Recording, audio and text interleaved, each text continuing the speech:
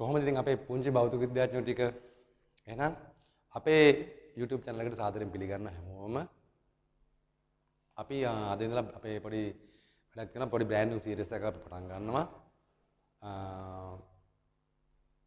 පසුගිය විභාග ප්‍රශ්න පත්‍ර සාකච්ඡා කරන එක.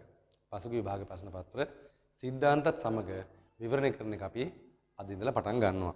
ඒකෙදී මම මුලින්ම තෝරගත්තේ 2011 භෞතික විද්‍යා ප්‍රශ්න පත්‍රය. ඒතකොට මේ 2011 භෞතික විද්‍යා ප්‍රශ්න පත්‍රයේ රචනා ප්‍රශ්න පත්‍රය තමයි මම මුලින්ම තෝරගත්තේ. එතකොට ඒකේ පළවෙනි ගැටලුවේ ඉඳලා අපි පටන් ගන්නවා සාකච්ඡා කරන්න. ඒක තමයි යාන්ත්‍ර විද්‍යාව ගැටලුව. එතකොට මේ යාන්ත්‍ර විද්‍යාව ගැටලුව මේකේ සාකච්ඡා කරනවට අමතරව ඒ ගැටලුවට අදාළ සිද්ධාන්ත කොටස් අපි පොඩ්ඩක් මතක් කරගෙන තමයි නැත්නම් ඒ සිද්ධාන්ත කොටස් අවබෝධ කරගෙන තමයි අපි ගැටලුව සාකච්ඡා කරන්න එන්නේ. හරි. එතකොට මෙන්න 2011 ගැටලුව. අපි බලමු මේ 2011 ගැටලුව කොහොමද අපිට මේ යාන්ත්‍ර විද්‍යාව ගැටලුව ලැබිලා තියෙන්නේ කියලා. 2011 මේ 2011 යාන්ත්‍ර විද්‍යාව ගැටලුව.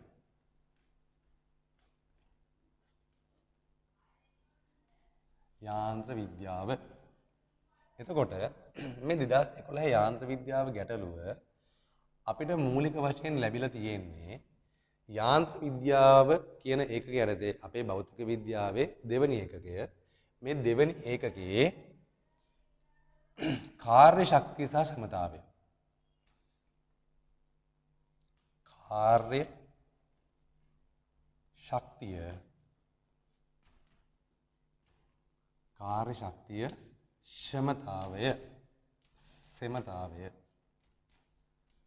ක්ෂමතාවය කාර්ය ශක්තිය සෙමතාවය කියන කොටස සහ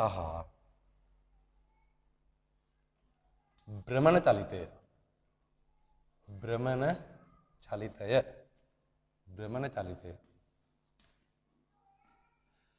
කියන උපේකක දෙකෙන් තමයි මූලික වශයෙන් මේ 2011 යාන්ත්‍ර විද්‍යාව ගැටලුව සමන්විත වෙන්නේ. හරි. එතකොට අපි දැන් බලමු දැන් මේකේ පොඩ්ඩක් සිද්ධාන්ත පොඩ්ඩක් මතක් කරගෙන ඉමු. මොකද අපිට යාන්ත්‍ර විද්‍යාව යටතේ ලැබෙන මේ යාන්ත්‍ර විද්‍යාවේ ලැබෙන ඉතාම වැදගත් උපකොටස් දෙකක් තමයි මේ කාර්ය ශක්තිය ක්ෂමතාවය සහ මේ භ්‍රමණ චලිතය කියලා කියන්නේ. හරි. අපි මුලින්ම බලමුකෝ මේ කාර්ය ශක්තිය සහ ක්ෂමතාවය දැන් මම මෙහෙමයි මේකේ දැන් මේ කාර්ය ශක්තිය ක්ෂමතාවය කියන මුළු ඒකකේම කතා කරන්න බලාපොරොත්තු වෙන්නේ නැහැ. නමුත් මේකදී අපිට ගැටලුවට වැදගත් වෙන සිද්ධාන්ත ටික අපි මතක් කරගෙන ඉමු ටිකක් ගැඹුරට. හරිද? එතකොට මේ කාර්ය ශක්තිය ක්ෂමතාව අපි බලමු කාර්ය කියන්නේ මොකක්ද කියලා. කාර්යයක්. මේ කාර්ය කියන ළමයි මේ භෞතික විද්‍යාවේ ඉතාම වැදගත් සංකල්පයක්. භෞතික විද්‍යාවේ ඉතාම වැදගත් සංකල්පය තමයි මේ කාර්ය කියලා කියන්නේ. එතකොට මෙහෙම ගන්නකො. දැන් ඔයාලා දන්නවා කිසියම් වස්තුවක් මත අපි වස්තුවක් ගන්නවා. මේ වස්තුව මත F කියලා බලයක් ක්‍රියාත්මක වෙනවා. F කියලා බලයක්. මේ F බලය නිසා මේ වස්තුව කිසියම් කාලයකදී මේ F බලය නිසා මේ වස්තුව එහෙමත් නැත්නම් වස්තුවේ ස්කන්ධ කේන්ද්‍රය මේ වස්තුවේ ස්කන්ධ කේන්ද්‍රය අපි ගමු S කියලා විස්ථාපනයක් සිද්ධ කරනවා. S කියලා විස්ථාපනයක් සිද්ධ කරනවා. දැන් ඔයාලා ගත්තොත් එහෙම ඔයාලට මේ රූපේ බලපෑම තේරෙනවා මේ F සහ S F සහ S මේ දෙකම දෛශික මේ දෙන්නම තියෙන්නේ එකම දිශාවට මෙන්න මේ වගේ වෙලාවට අපි කාර්ය ගණනය කරනවා කොහොමද W සමානයි F ගුණ කිරීම S විස්ථාපනය ගුණ කිරීම විස්ථාපනයේ දිශාවට තියෙන බලය W සමානයි Fs අපි දන්නවා බලය මනින් නිව්ටන් වලින් විස්ථාපනය මනින් මීටර වලින් අපිට W එහෙම නැත්නම් කාර්යය එනවා ජූල් වලින් අපි කාර්යය මනින්නේ ජූල වලින් ජූල හරි දැන් මෙහෙම ගත්තොත් දැන් මේ අවස්ථාවේදී නම් මේ බලය සහ විස්ථාපනය කියන දෙන්නම තියෙන එකම දිශාවට හැබැයි මේ බලය සහ විස්ථාපනය කියන දෙන්නම එකම දිශාවට නෙමෙයි නම් තියෙන්නේ අපි කොහොමද කාර්ය ගණනය කරගන්නේ එතකොට මෙන්න මේ විදිහට ගණනය කරන්නේ අපි හිතමු මේ බලය මේ තිරස් දිශාවට තීටා කෝණයක් ගන්නකොට තමයි මේ බලය ක්‍රියාත්මක වෙන්නේ කියලා ගමුකෝ.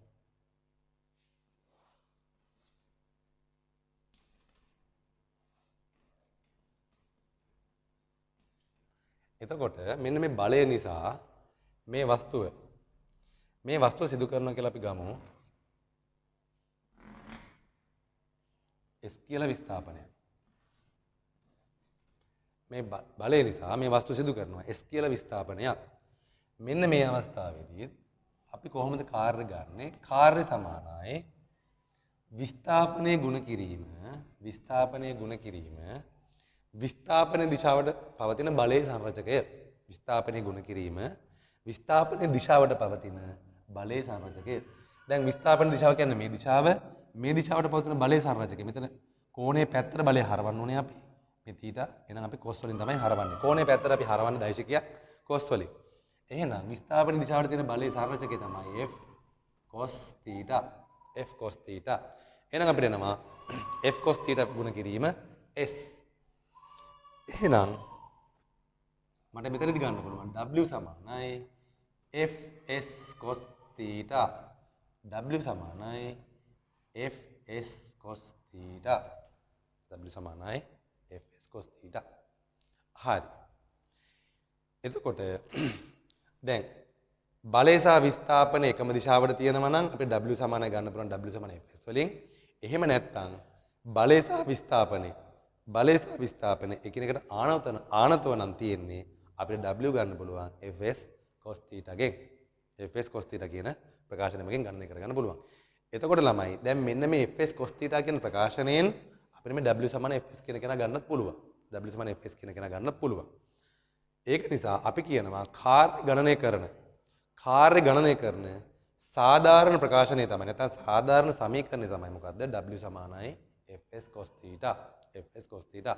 අපි ගණිතය ඉගෙන ගන්නවා නම් අපි කියන අපි මේ කාර්ය ගණනය කරන්නේ F සහ S වල තිත් ගුණිතය මගින්. F සහ S වල තිත් ගුණිතය මගින්. නමුත් භෞතික විද්‍යාව යටතේදී අපි දෛශික දෙකක් ගුණ කරන්න ඉගෙන ගන්න නැහැ. හරිද? දෛශික දෙකක් ගුණ කරන්න ඉගෙන ගන්නෙ නැහැ. ඒක නිසා අපි දෛශික දෙයක් ගුණ කරන්නේ කතර ගුණ තිත් ගුණිත ඉගෙන ගන්න නැහැ. ඒක නිසා අපි ඒ ගැන කතා කරන්නේ නැහැ. එහෙනම් අපි සාධාරණ වශයෙන් කාර්ය ගණනය කරන්න මොන සමීකරණයද? W සමානයි Fs cos θ ගෙන්. W සමානයි Fs cos θ ගෙන්. ඒක ඔළුවේ තියාගන්න. එහෙනම් මම හිතනවා තේරෙන්නේ නැති කියලා ඔය ටික. හරි. ඔයාලට සටහන් කරගන්න දෙයක් තියෙනවා නම් සටහන් කරගන්න. වීඩියෝ එක නවත්තලා වීඩියෝ එක පෝස් කරලා ඔයාලට තියෙනවා නම් දෙයක් සටහන් කරගන්න. මම ඊළඟ කොටසට යනවා. හරිද? මේ කාර්ය කියන්නේ අපිට භෞතික විද්‍යාව හැම නිතාම වැදගත් රාශියක්. මේ F සහ S දැන් F කියන්නේ දෛශික රාශියක්. අපි දන්නවා බලය කියන්නේ දෛශික රාශියක්. විස්ථාපන කියන්නේ දෛශික රාශියක්. නමුත් මේ W කියලා කියන්නේ අදිශ රාශියක්. W කියලා කියන්නේ අදිශ රාශියක්. W කියන්නේ කාර්ය. කාර්ය කියලා කියන්නේ අදිශ රාශියක්. ඒක මතක තියාගන්න. හරි. අපේ කාර්ය සඳහා අප සාධාරණ සමීකරණය තමයි අපිට මොකද්ද? W සමානයි Fs cos θ. Fs cos θ. හරිද? අපි බලමු දැන් මෙන්න මේ බලය සහ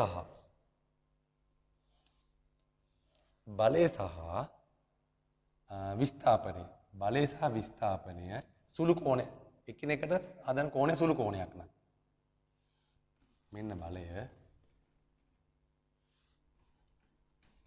ඔන්න බලය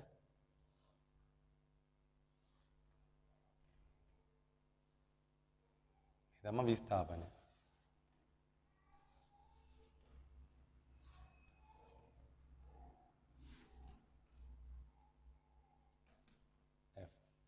තමයි S.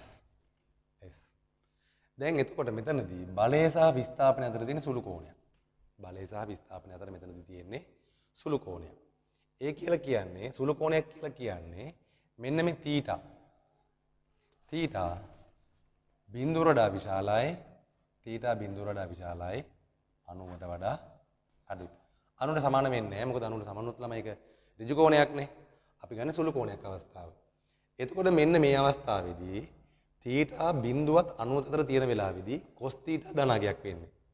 මේ අවස්ථාවේදී cos අගය ගත්තොත් මේ අගයේ පරාසයේ θීටා තියෙනකොට ඒ කියන්නේ θීටා බිඳුවට වඩා වැඩි 90ට වඩා අඩුයි නම් මේ අවස්ථාවේදී cos θීටා ධනාගයක්.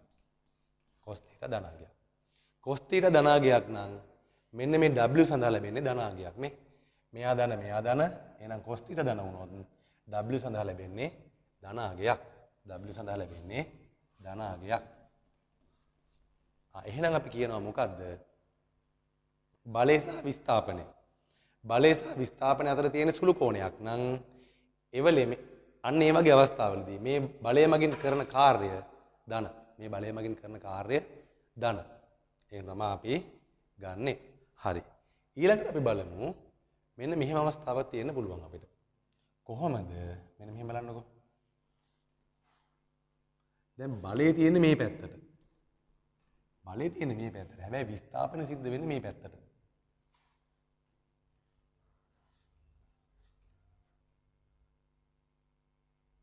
බලය තියෙන්නේ මෙහෙට. විස්ථාපන සිදු වෙන්නේ මේ පැත්තට. හරිද? විස්ථාපන සිදු වෙන්නේ මේ පැත්තට. දැන් බලය තියෙන්නේ මෙහිම.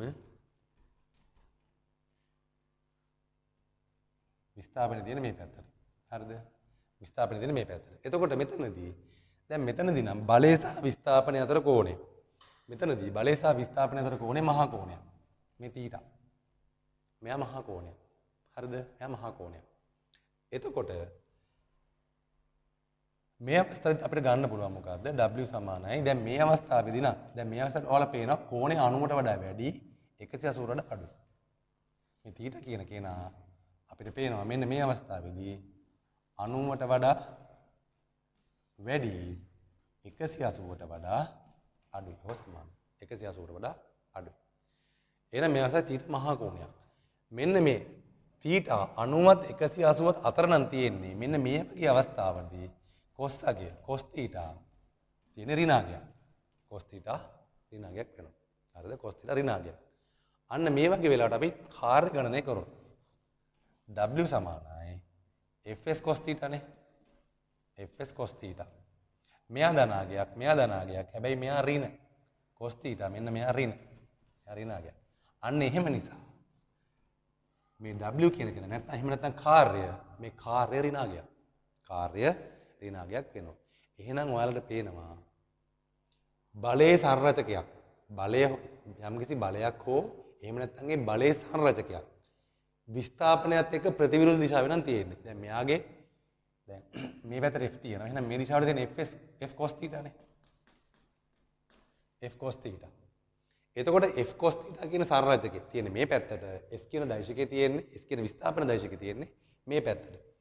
එතකොට බලය හෝ බලයේ සංරචකය බලය හෝ යම්කිසි බලයක් හෝ ඒ බලයේ සංරචකය විස්ථාපනයත් එක්ක තියෙන ප්‍රතිවිරුද්ධ දිශාවේ නම් අන්න ඒ වගේ වෙලාවට කාර්ය ඍණාගයක්. කාර්ය ඍණාගයක්. ඒක ඔළුවේ තියාගන්න. කාර්ය ඍණාගයක්.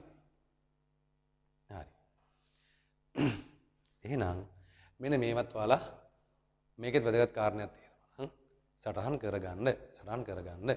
එතකොට බලය සහ මේකේ වැදගත් දැන් මේ බලය සහ විස්ථාපනය අතර බලය දෛශකය සහ විස්ථාපන දෛශකය අතර කෝණය සුළු කෝණයක් නම් ඒ බලය මගින් කරන කාර්ය ධනාගයක්. බලය මගින් කරන කාර්ය ධනාගයක්. බලය සහ බලය දෛශකය සහ විස්ථාපන දෛශකය අතර බලය දෛශකය සහ විස්ථාපන දෛශකය අතර කෝණය මහා කෝණයක් නම් අන්න ඒ වගේ වෙලාවට ඒ අදාළ බලය මගින් කරන කාර්ය ඍණ. හරිද? ඒක මතක තියාගන්න. කාර්ය ඍණ. අපි මෙහෙම ගමුකෝ. අපි θ 180 වෙනලා ගමුකෝ. θ 180 වෙනලා ගමු. දැන් θ 180 වුණොත් θ අංශක 180යි. අංශක 180 දී cos θ. ඒ කියන්නේ cos θ කියන්නේ cos 180. cos 180 මේ cos 180 කියන්නේ ඍණ. cos 180 කියන්නේ ඍණ 1යි. cos 180 කියන්නේ ඍණ 1යි. ඒ කියන්නේ බලමුකෝ දැන් θ 180 කියලා කියන්නේ මෙහෙම ළමයි. බලය තියෙන්නේ මේ දිශාවට. විස්ථාපනය සම්පූර්ණයෙන්ම තියෙන්නේ ප්‍රතිවිරුද්ධ දිශාවට. එහෙනම් බලය සහ විස්ථාපනය සම්පූර්ණයෙන් එකිනෙකට ප්‍රතිවිරුද්ධයි. අන්න ඒ වගේ වෙලාවට W කියලා කියන්නේ W සමානයි fs cos θ නේ. එහෙනම් fs cos 180. cos 180. එහෙනම් මේ වෙලාවට cos 180 කියන්නේ ඍණ 1යි. එහෙනම් W සමානයි ඍණ කෙලින්ම W සමානයි ඍණ S. W සමානයි කෙලින්ම ඍණ fs. W සමානයි කෙලින්ම ඍණ fs. හරි. ඒ කියන්නේ කාර්ය ඍණ. ඔයාලට පේනවා කාර්ය ඍණ. බලය සහ විස්ථාපන එකිනෙකට ප්‍රතිවිරුද්ධව නම් තියෙන්නේ. අන්න ඒ වගේ වෙලාවට මේ බලය මගින් කරන කාර්ය මේ බලය මගින් වස්තුව මත කරන කාර්ය ඍණ. ඒකත් මතක තියාගන්න. හරි අපි මේක සාකච්ඡා කරලා අපි මේ ටික පොඩ්ඩක් පොඩි වගුවකට ගමු. හරිද? පොඩි වගුවකට ගමු. හරි. ඔයාලට වැදගත් දේවල් තියෙනවා නම් සටහන් කරගන්න. වීඩියෝ එක පෝස්ට් කරලා මම මේක ඩිලීට් කරනවා.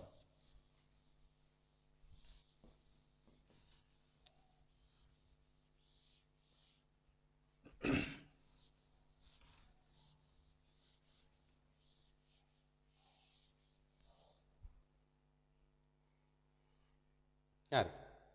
එතකොට අපි මෙහෙම බලමු. අපි මේක පොඩි දැන් අපි බලමු. දැන් අපි සාකච්ඡා කරා බලය සහ විස්ථාපනය අතර. බලය සහ විස්ථාපනය අතර කියන්නේ මෙහෙම.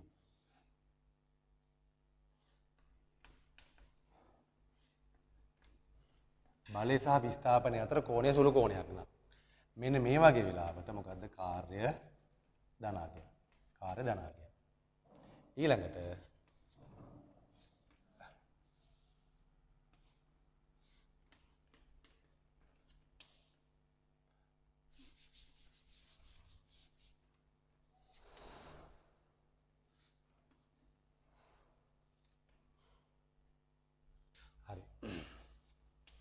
ඊළඟට බලය සහ විස්ථාපනය අතර දැන් විස්ථාපනය දෙන්නේ මේ දිශාවට කියලා ගමු අපි S බලය දෙන්නේ මෙහෙම. බලය සහ විස්ථාපනය අතර තියෙන්නේ මහා කෝණයක් නම් අන්න ඒ වගේ වෙලාවට කාර්ය ඍණාගය. මේ කාර්ය ඍණාගය බලය මගින් කරන කාර්ය ඍණාගය. හරි. එහෙනම් අපි එමු දැන් මේ θ සමාන 90 අවස්ථාව. අපි ගමු θ සමාන අංශක 90 වුණොත් මොකද වෙන්නේ කියලා බලමු. θ සමානයි අංශක 90 වුණොත් මොකද වෙන්නේ? එතකොට අපි මෙහෙම ගණනය කරන්න පුළුවන්. කොහොමද අපේ සූත්‍රය දාලා W සමානයි fs cos θ 90 නිසා W සමානයි fs cos 90. අපි දන්නවා cos 90 කියලා කියන්නේ බිඳුවයි. cos 90 කියලා කියන්නේ බිඳුවයි. එහෙනම් කාර්යනවා අපිට බිඳුවයි. කාර්යනවා බිඳුවයි. ඒ කියන්නේ කිසියම් බලයක් සහ හරිද? බලයක් සහ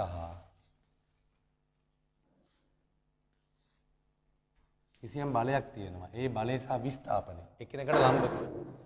බලය සහ විස්ථාපනය එකිනෙකට ලම්බ කරන. බලය සහ විස්ථාපනය එකිනෙකට ලම්බ කරන. අන්න ඒ වගේ වෙලාවට කාර්ය මේ අදාළ බලය මගින් කරන කාර්ය ශූන්‍යයි. බලය මගින් කරන කාර්ය ශූන්‍යයි. බිඳුවයි. කාර්ය බිඳුවයි. හරිද? කාර්ය බිඳුවයි. එහෙනම් අපි කෙනෙක් මෙහෙම ගන්නකො. කෙනෙක් ඉන්නවා ගෑනු කෙනෙක් අපි හිතන්න කලයක් ඔළුවේ තියන් යනවා. කලයක් ඔළුවේ තියන් යනකොට දැන් කලය දැන් මෙහෙම අපි හිතමු ගෑනු කෙනෙක් ඉන්නවා. කවුරු හරි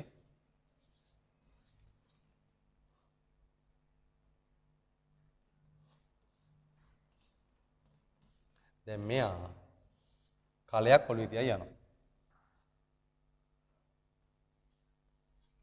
කලයක් ඔළුවේ තියාගෙන ඇවිදිනවා. දැන් කලේ බර තියෙන්නේ කොහෙටද? කලේ බර තියෙන්නේ පල්ලෙහාට. mg පල්ලෙහාට. කලේ බර තියෙන්නේ පල්ලෙහාට. එතකොට මේ කලය අරන් යනකොට බර තියෙන්නේ පල්ලෙහාට, විස්ථාපනය තියෙන්නේ මෙන්න මේ දිශාවට. බර තියෙන්නේ පල්ලෙහාට, විස්ථාපනය තියෙන්නේ මෙන්න මේ දිශාවට. එහෙනම් මෙන්න මේ බර කියන බලය මගින් මේ ස්ත්‍රිය යන දිශාවට, මේ ගෑනු කෙනා යන දිශාවට කිසිම කාර්යයක් කරන්නේ නැහැ. හරිද? මේ බර කියන බලය මගින් මේ ගෑනු කෙනා යන දිශාවට කිසිම කාර්යයක් කරන්නේ ඇයි? මෙතන මේ බර කියන බලය සහ S කියන විස්ථාපනය එකිනෙකට ලම්බක නිසා. හරිද? ඒක පොඩ්ඩක් ඔළුවේ තියාගන්න. එහෙනම් අපි දන්නවා බලය සහ විස්ථාපනය එකිනෙකට ලම්බක නම් කාර්යයක් සිද්ධ වෙන්නේ නැහැ. හරි. අපි මේ ටික දැන් මේ කතා කරපු කාරණා ටික පොඩි වගුවකට ගමු. පොඩි ටේබල් එකකට ගමු.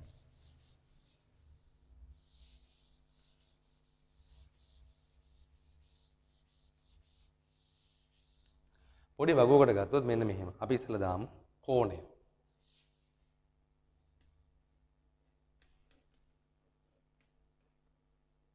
කෝණය. එතකොට මේ කෝණය ගන්න පුළුවන් අපි මෙහෙම ගමු. θ සමානයි ඉස්සෙල්ලාම අංශක බිඳුවයි. අංශක බිඳුවයි. කෝණය බිඳුවයි. කෝණය බිඳුව වෙන වෙලාවට. ඒතර කෝණයේ බිඳුව වුණොත් අපි දන්නවා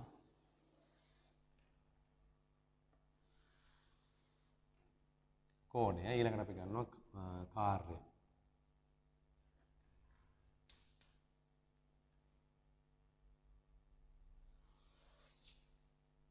කෝණයේ බිඳුව වුණොත් අපි දන්නවා W සමාන fs cos θ අපේ W සමානයි fs cos θ බිඳුව වුණොත් θ බිඳුව වුණොත් අපි දන්නවා cos බිඳුව 1යි. එහෙනම් කාර්යය කෙලිම W සමානයි fs. කාර්යය W සමාන fs. ඊළඟට අපි ගන්නවා කෝණය θ මේ θ කියන කෙනා සුළු කෝණයක් අවස්ථාව. එතකොට සුළු කෝණයක් අවස්ථාව ඒ කියන්නේ θ බිඳුවට වඩා විශාලයි 90ට වඩා අඩුයි. 90ට වඩා අඩුයි.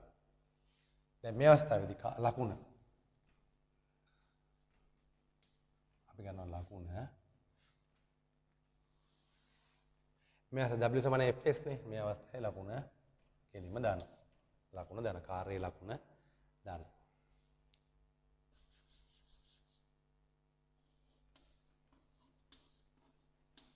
දැන් අපි ගමු මේ θ කියන කෙනා බිඳුවත් 94 තියෙන. බිඳුවත් 94 තියෙනකොට අපි දන්නවා cos අගය බිඳුවත් 94 නම් තියෙන්නේ cos අගය ධන. එහෙනම් මේ කාර්යය W සමානයි fs cos θ. W සමාන fs cos θ මෙයා ධන සුළු කෝණයක් නිසා cos θ ධන. එහෙනම් කාර්යය ධන. කාර්ය ධන. ඊට පස්සේ අපි ගන්නවා θ සමානයි 90 අවස්ථාව. θ 90 වුණොත් අපි දන්නවා cos 90 බිඳුවයි. එහෙනම් W කාර්යය බිඳුවයි. අපි ලකුණක් ගැන කතා කරන්නේ නැහැ. හරිද? කාර්ය බිඳුවයි. ලකුණක් වැඩක් නැහැ නේ. කාර්ය බිඳුවයිනේ.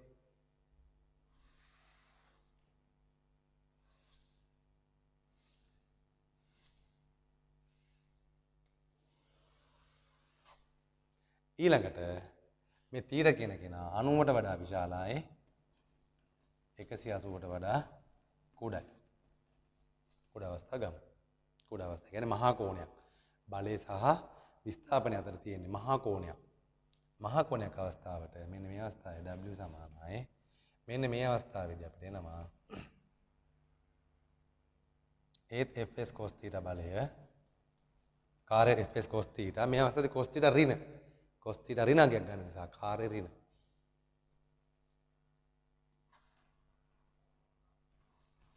කාර්ය ඍණ.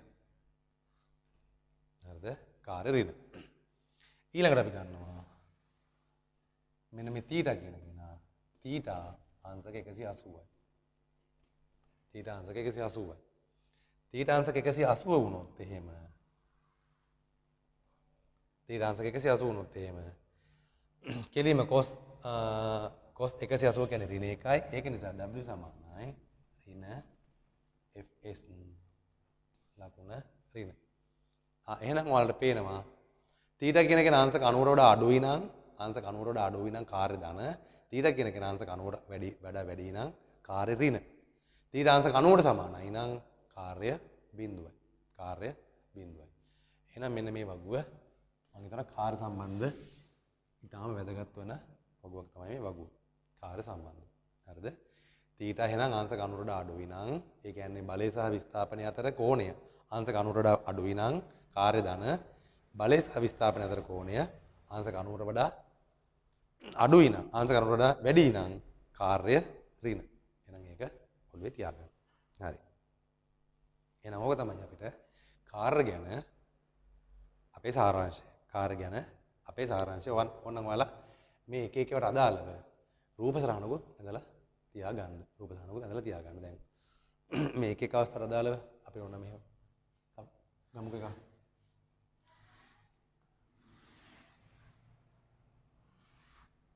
අද විස්තරය. අපි ගමුක විස්තරය කියලා. දැන් මේ අවස්ථාවට අදාළ රූපේ ගත්තොත් එන්නේ බලයේ දිශාවටමයි. මොකද්ද? විස්ථාපනයත් එන්නේ. විස්ථාපනය සහ බලය දෙන්නම එකම දිශාවට. දැන් මේ අවස්ථාවේ ගත්තොත් එහෙම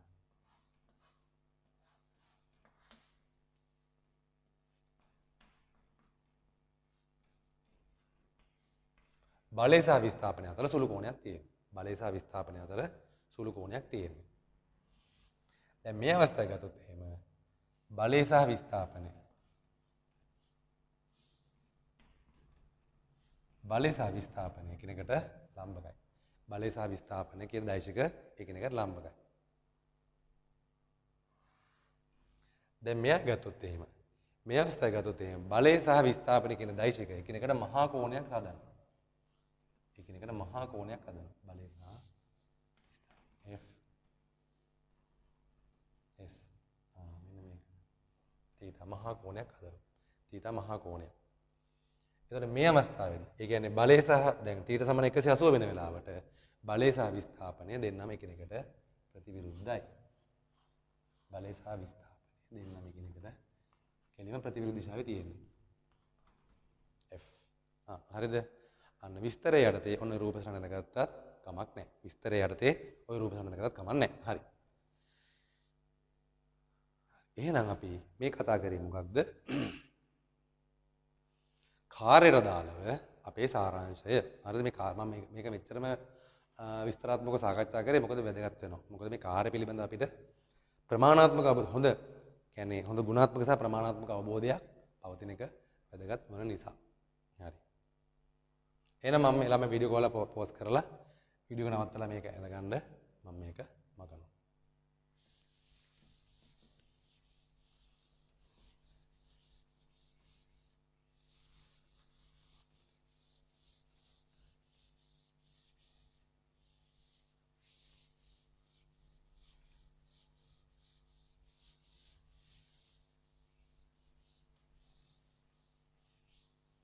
හරි. කාර්ය එපා වුණත් දන්නේ නැහැ බලන්න නේද? එහෙම කරගන්න එපා. මේ කාර්ය කියන්නේ ළමයි ඊටාම වැදගත් භෞතික විද්‍යාවේ අපිට හම්බ වෙන භෞතික විද්‍යාව රාශිය. හරිද? ඊටාම හොඳ අවබෝධයක් මේ කාර්ය ගැන තියෙන එක වැදගත් වෙනවා විශේෂයෙන් ගැටලු විසඳන්න. මොකද අපි දන්නවා දැන් ගොඩක් ගැටලු විසඳනකොට මේ කාර්ය සම්බන්ධ කරගෙන කාර්ය සහ ශක්තිය සම්බන්ධ කරගෙන විසඳනකොට ඒ ගැටලු විසඳන්න ගොඩක් පහසු වෙනවා. හරි. ඊළඟට අපිට වැදගත් නියමයක් තියෙනවා මේ කාර්යයට දාලව කාර්ය ශක්ති මූලධර්මය. හරිද? කාර්ය ශක්ති මූලධර්මය. දැන් ශක්තිය කියලා කියන්නේ හරිද? ඔයාලා ශක්තිය දන්නවනේ. ශක්තිය කියලා කියන්නේ කාර්ය කිරීමට තියෙන හැකියාව. කාර්ය කිරීමට තියෙන හැකියාව තමයි ශක්තිය. මම දැන් මෙතනදී නම් ශක්තිය ගැන ඉතාම දීර්ඝ විස්තරයක් කරන්න බලාපොරොත්තු වෙන්නේ නැහැ. මොකද අපිට එහෙමනොත් කාලය ගොඩාක් අනවශ්‍ය ලෙස දික් වෙන නිසා. හරි. කාර්ය ශක්ති මූලධර්මය. මේකත් අපිට ගණන් හදන්න ඉතාම වැදගත් වෙනවා. කාර්ය ශක්ති මූලධර්මය.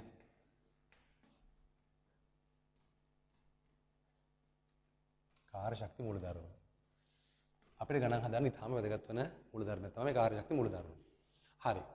මෙතනදී මොකද්ද මේ කාර්ය ශක්ති මූලධර්මය කියලා කියන්නේ? කාර්ය ශක්ති මූලධර්මය කියලා කියන්නේ මෙහෙමයි ළමයි. මම එක අපි සමීකරණයක් විදිහට ලිව්වොත් මෙන්න මෙහෙම ලියන්න පුළුවන්. වස්තුවක් මත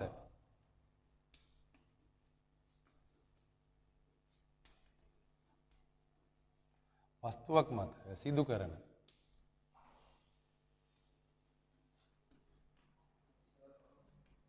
සඵල කාර්ය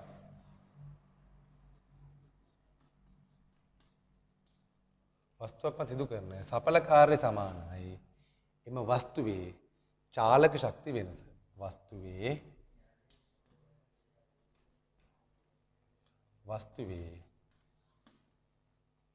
චාලක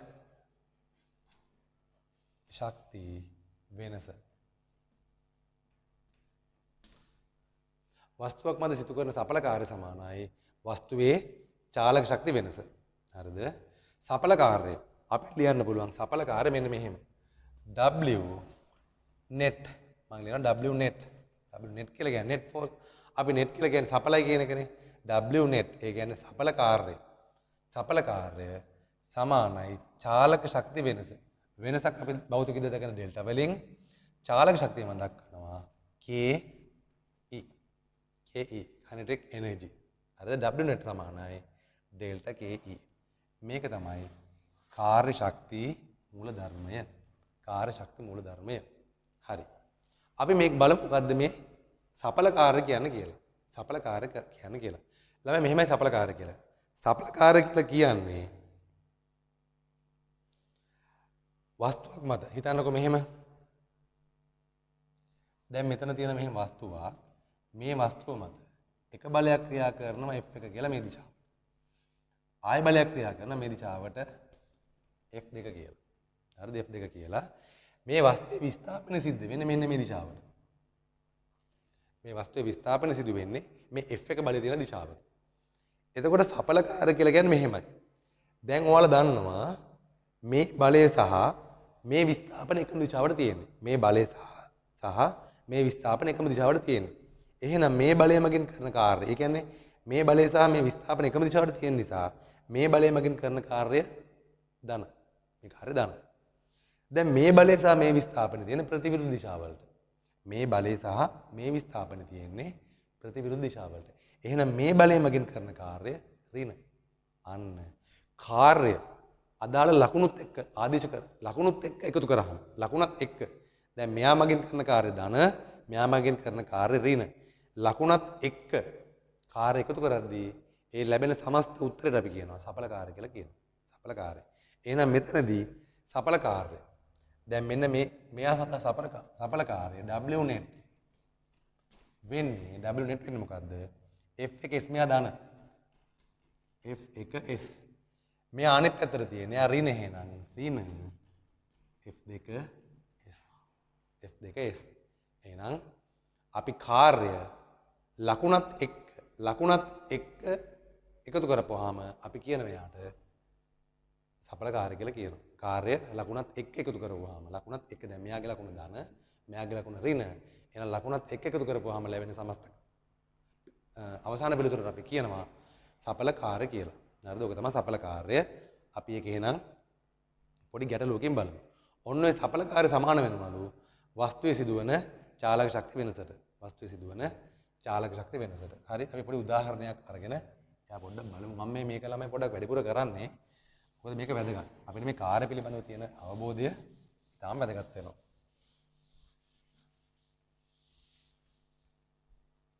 හරි. මෙහෙම ගන්නකෝ. වස්තුවක් තියෙනවා. මෙහෙම වස්තුවක් තියෙනවා. මෙහෙම ගමු අපි. වස්තුවක් තියෙනවා. මේ වස්තුව මත මේ වස්තුව මත ලබා දෙනවා කියලා හිතන්න. නිව්ටන් 100ක බලයක්. නිව්ටන් 100ක බලයක්. මේ වස්තුව යමින් තියෙන අපි හිතමු 5 ms වෙන එක වේගය. 5 ms වෙන එක ප්‍රවේගය යමින් තියෙන. මෙයාගේ ස්කන්ධය කිලෝග්‍රෑම් 2යි කියලා ගමු. ස්කන්ධය කිලෝග්‍රෑම් 2යි. ඊට පස්සේ කිසියම් කාලයකට පස්සේ මෙයා මත ක්‍රියා කරනවා මෙහෙම ගන්න. ඊට අමතරව දැන් මෙයා මත ක්‍රියා කරනවා කියලා ගන්න ඝර්ෂණ බලයක් නිව්ටන් 20ක. නිව්ටන් 20ක ඝර්ෂණ බලයක් ක්‍රියා කරනවා.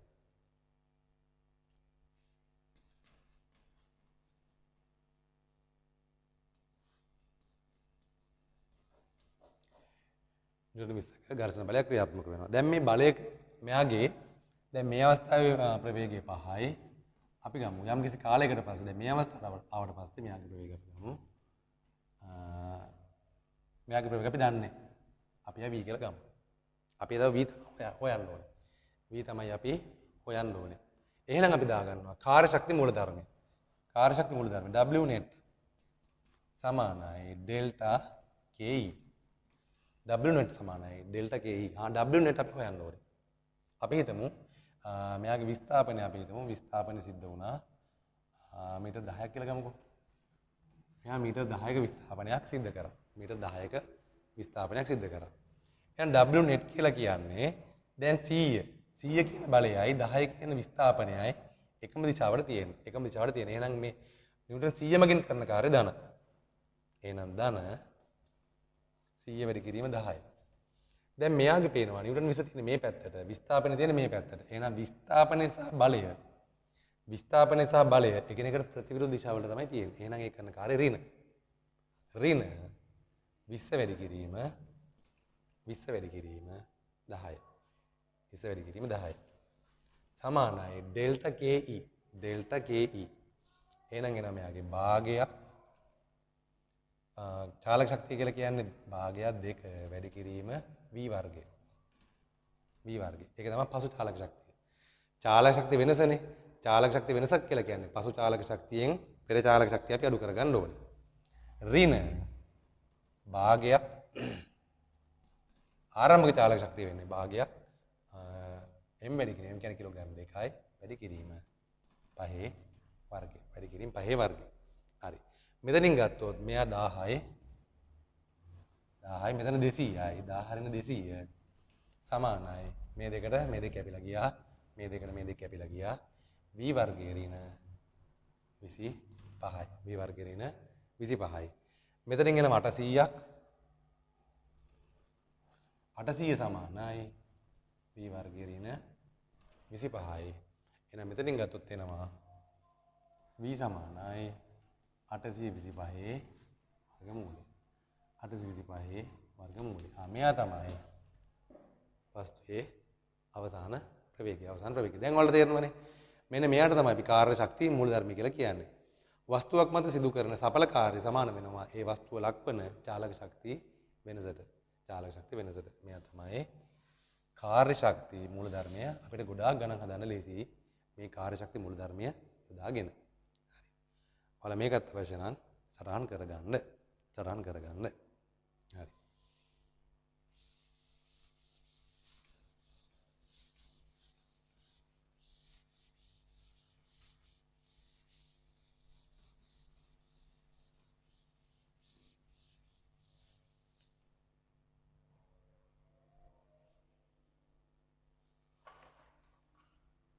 හරි. ඊළඟට දැන් කාර්යයට දාලා දැන් මේ ගාන හදන්න අවශ්‍ය කාර්ය මූලධර්ම ටික අපි සාකච්ඡා කරා. හරිද? ඊළඟට අපි භ්‍රමණ චලිතයට පොඩ්ඩක් යමු. මම ඒකෙත් මේ ගාන හදන්න අවශ්‍ය භ්‍රමණ චලිතයට දාලා සිද්ධාන්ත ටික විතරයි කතා කරන්නේ. හරිද? දැන් අපි දන්නවා කාර්ය. රේඛීය චලිතය නම් කාර්ය කියලා කියන්නේ W සමාන Fs. Fs. හරි කොස්තිට අමතක කරන්න. කොස්තිට අමතක කරොත් අපිට කාර්යය එන්නේ Fs. අන්න ඒ වගේම දැන් F කෝණික චලිතයේදී මේ F කියන කෙනා කියන්නේ භ්‍රමණ චලිතයේදී මේ F කියන කෙනා වෙනුවට එන්නේ බලය වෙනුවට එන්නේ ව්‍යාවර්තය. බලය වෙනුවට එන්නේ ව්‍යාවර්තය. S වෙනුවට එන්නේ S කියන්නේ විස්ථාපනය. රේඛීය චලිතය නම් විස්ථාපනය. ඒක කෝණික චලිතයේදී කෝණික විස්ථාපනය වෙන කෝණික විස්ථාපනය මයින්නේ තීටා වලින්. තීටා රේඩියන් වලින් මයින්න ඕනේ. එහෙනම් අපිට එනවා කෝණික චලිතයේදී කාර්ය කියලා කියන්නේ W සමානයි tau theta මේ සංකේතය tau මෙයා theta එහෙනම් අපිට W සමානයි tau theta කෝණික චලිතයේදී කාර්ය කියලා කියන්නේ tau theta බලය ප්‍රතිස්ථාපනය වෙනවා ව්‍යාවර්තයෙන් විස්ථාපන ප්‍රතිස්ථාපනය වෙනවා කෝණික විස්ථාපනය කෝණික චලිතය දෙනකොට හරි ඊළඟට දැන් අපි දන්නවා රේඛීය චලිතයේදී චාලක ශක්තිය රේඛීය චලිතයේදී චාලක ශක්තිය කියලා කියන්නේ මොකද්ද? භාගයක් mv වර්ගය. රේඛීය චලිතයේදී චාලක ශක්තිය කියලා කියන්නේ භාගයක් mv වර්ගය. කෝණික චලිතයේදී ශක්තිය කියලා කියන්නේ චාලක ශක්තිය කියලා කියන්නේ අපි දන්නවා m වෙනුවට මේ m වෙනුවට කෝණික චලිතයේදී එන්නේ අවස්ථිත ගූර්ණයයි. රේඛීය චලිතයේදී ස්කන්ධය වෙනුවට කෝණික චලිතයේදී එන්නේ අවස්ථිත ගූර්ණය. රේඛීය චලිතයේදී ප්‍රවේගය වෙනුවට කෝණික චලිතයේදී එන්නේ කෝණික ප්‍රවේගය. එහෙනම් චාලක ශක්තිය එනවා අපිට භාගයක් I ඔමෙගා වර්ගය. භාගයක් I ඔමෙගා වර්ගය. කෝණික චලිතයේදී චාලක ශක්තිය කියලා කියන්නේ භාගයක් I ඔමෙගා වර්ගය. I කියලා කියන්නේ අවස්ථිත ගූර්ණය. ඒතකොට මේ අවස්ථිත ගූර්ණය අපි වස්තු ගණනාවකට ඉගෙන ගන්නවා. දැන් අපිට මෙතනදී නම් අවශ්‍ය වෙන්නේ ඇත්තටම තැටියකට. මේ ගානේදී අපිට අවස්ථිත ගූර්ණය අවශ්‍ය වෙන්නේ තැටියක අවස්ථිත ගූර්ණය. එතකොට තැටියක අවස්ථිත ගූර්ණය ගත්තොත් I තැටිය. තැටියක අවස්ථිත ගූර්ණය. අපි ගමු මේ තැටිය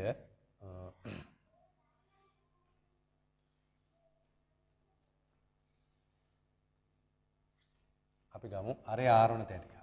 අරේ ආරෝණ තැටියක් ස්කන්ධයෙන් සහ අරේ ආරෝණ තැටියක අවස්ථිත ගූර්ණය කියලා කියන්නේ භාගයක් mr වර්ගය. භාගයක් mr වර්ගය. ඔයාලට මෙතනින් පේන තමන් ආයෙ ලියනවා. තැටියක අවස්ථිත ගූර්ණය I තැටිය සමානයි භාගයක් mr වර්ගය ළමයි. හරිද? තැටියක අවස්ථිත ගූර්ණය භාගයක් mr වර්ගය. හරි. ඔය තමයි අපිට මේ ගැටලුව විසඳන්න අවශ්‍ය වෙන සිද්ධාන්තය. හරිද? මම කාර්ය පිළිබඳ පොඩි දීර්ඝ විස්තරයක් කරා. මොකද කාර්ය පිළිබඳව අපිට හොඳ අවබෝධයක් තියෙන කිතාම වැදගත් වන නිසා. හරි. එහෙනම් අපි එමු 2011 හරි. ඔයාලා දැන් ගන්න 2011 යාන්ත්‍ර විද්‍යාව ගැටලුව. 2011 යාන්ත්‍ර විද්‍යාව ගැටලුව අපි සාකච්ඡා කරන්න යන්නේ. හරි බලමු ළමයි අපි කොහොමද ඒක විසඳගන්නේ කියලා.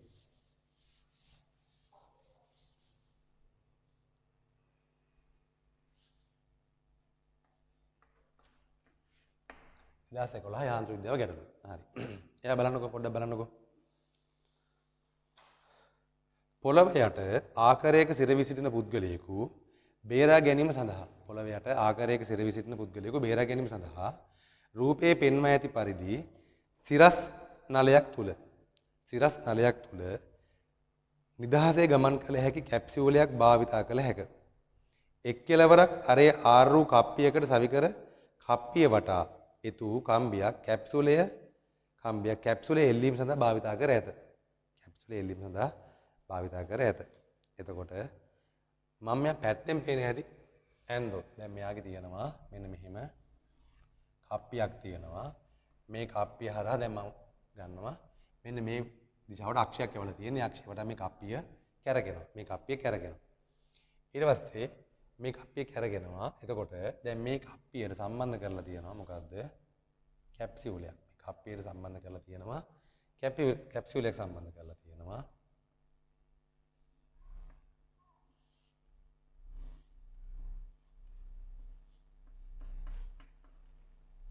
මෙයාට කැප්සියුලයක් සම්බන්ධ කරලා තියෙනවා. කම්බියේ ස්කන්ධය සහ කම්බිය සහ කප්පිය අතර ඝර්ෂණ බලය නොසලකා හැරිය හැක. එතකොට කප්පියේ ස්කන්ධය සහ කම්බිය අතර පවතින මෙන්න මේ කම්බිය අතර පවතින ඝර්ෂණ බලය නොසලකා හරින්න පුළුවන් කියලා කියනවා. හරි ඒක උපකල්පනය කරන්න. කප්පියේ තිරස් ඇක්සලයක් වටා නිදහසේ භ්‍රමණය විය හැක. මේ තිරස් ඇක්සලයක් දැන් මෙතන නම් ඇක්සලේ තියෙන මම අඳපු රූපේ නම් ඇක්සලේ තියෙන මෙහෙම තලයේ තුලට ඇක්සලේ තියෙන්නේ. කප්පියේ තිරස් ඇක්සලයක් වටා නිදහසේ භ්‍රමණය විය හැක. පහත සඳහන් ප්‍රශ්න සඳහා පිළිතුරු වල අඩංගු වී යුත්තේ දී ඇති අදාළ සංකේත වලින් හඳුන්වා ඇති රාශි මගින් පමණි. හරිද? ඒ කියන්නේ මේ දීලා තියෙන රාශිය විතරයි පිළිතුරු වල අඩංගු වෙන්න ඕනේ. G කියලා ගන්න කියලා කියනවා ගුරුත්වාකර්ෂණ ත්වරණය ගන්න කියලා කියනවා. හරි. අපෙන් ඒ කොටසේ අහනවා මෙම කොටස සඳහා කප්පියේ ස්කන්ධය සහ කප්පියේ භ්‍රමණ චලිතයට විරුද්ධව ඝර්ෂණ බලය නොසලකා හැරිය හැකි බව උපකල්පනය කරන්න. හරිද? අපිට කියනවා කප්පියේ ස්කන්ධය දැන් මේ ඒ කොටසට හරිද? ඒ කොටස ගත්තොත් ඒ කොටසට කප්පියේ ස්කන්ධය සහ කප්පියේ භ්‍රමණ චලිතයට විරුද්ධව ඝර්ෂණ බලය නොසලකා හරින්න කියලා අපිට කියනවා. හරි. එහෙනම් අපි බලමු කොහොමද එයා හදන්න කියලා. හරි. ඒකේ පළවෙනි කොටස අහනවා මුළු ස්කන්ධයේ එම් වූ කැප්සුලය නිශ්චලතාවයෙන් මුදා හැරියේ නම් ශක්ති සංස්ථිති නියමයේ භාවිතයෙන් ඒ H ගැඹුර පහළට ගමන් කළ පසු කැප්සුලේ වේගය සඳහා ප්‍රකාශනයක් ලබා ගන්න. හරිද? කැප්සුලේ වේගය සඳහා ප්‍රකාශනයක් ලබා ගන්න කියලා කියනවා අපිට. හරි. මේ බලන්නකෝ. දැන් අපි ගන්නවා මෙන්න මෙහෙම. මෙයා තියෙනවා දැන් කැප්සියුලේ. මුලින් කැප්සියුලේ මේ හරියෙන් තියෙන්නේ.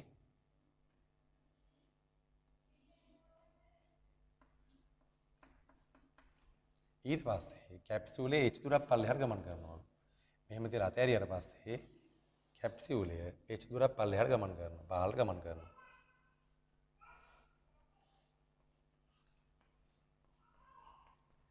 කැප්සියුලේ මෙහෙම H දුරක් පල්ලෙහාට ගමන් කරාට පස්සේ දැන් මේ කැප්සියුලේ ස්කන්ධය M කියලා කියනවා. හරිද? ගමන් කරාට පස්සේ කැප්සියුලේ වේගය සඳහා ප්‍රකාශනයක් ලබා ගන්න කියලා කියනවා. අපි ගමු කැප්සියුලේ වේගය v කියලා ගමු. කැප්සියුලේ වේගය v. ඒ කියන්නේ h දුරක් පල්ලෙහාට ගමන් කරාට පස්සේ